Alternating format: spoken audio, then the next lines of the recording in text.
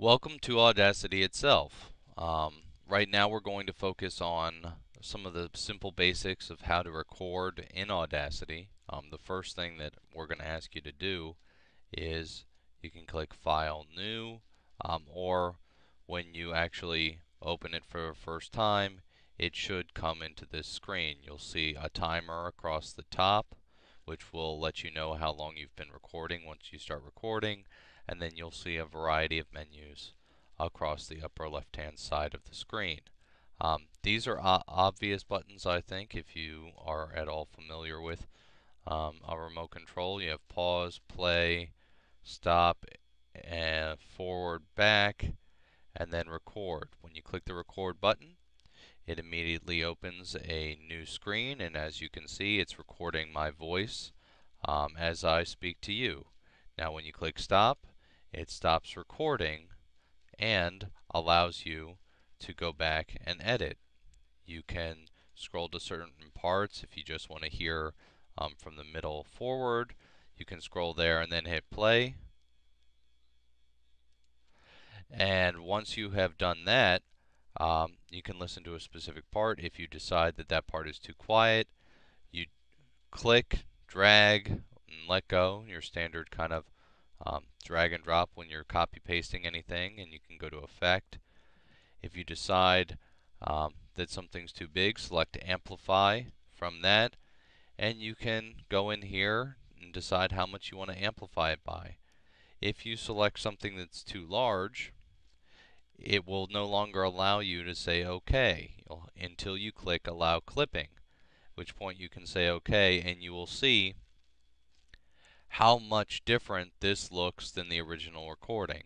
So I'm going to go ahead and go back to here, and I'm going to hit play, and you can listen to the difference between the two recordings real quick.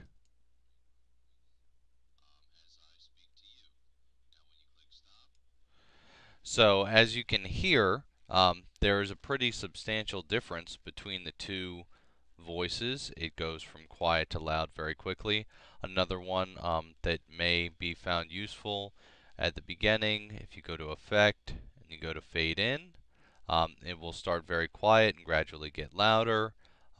Likewise, if you go and highlight the ending, you can go to Effect and you can select Fade Out. Now, once you are satisfied with this particular form of the recording, if you were to go back and hit record, it will open a secondary track which will record additional voices.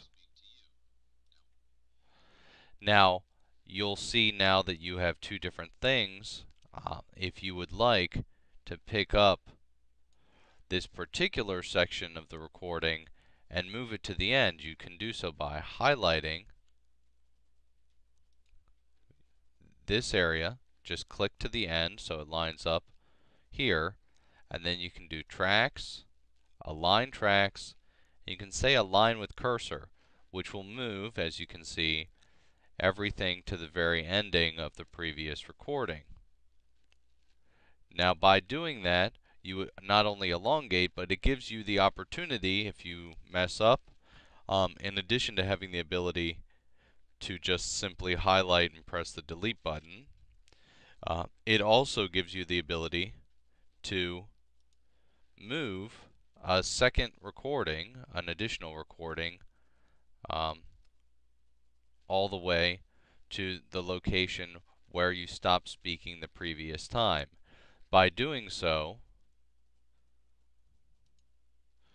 you can ensure that multiple voice recordings or multiple times that you've messed up can turn into one smooth audio track when you decide to compile it at the end. If you're worried about having to listen to that whole portion up front, although it does start recording wherever you set the cursor, you could also mute previous tracks.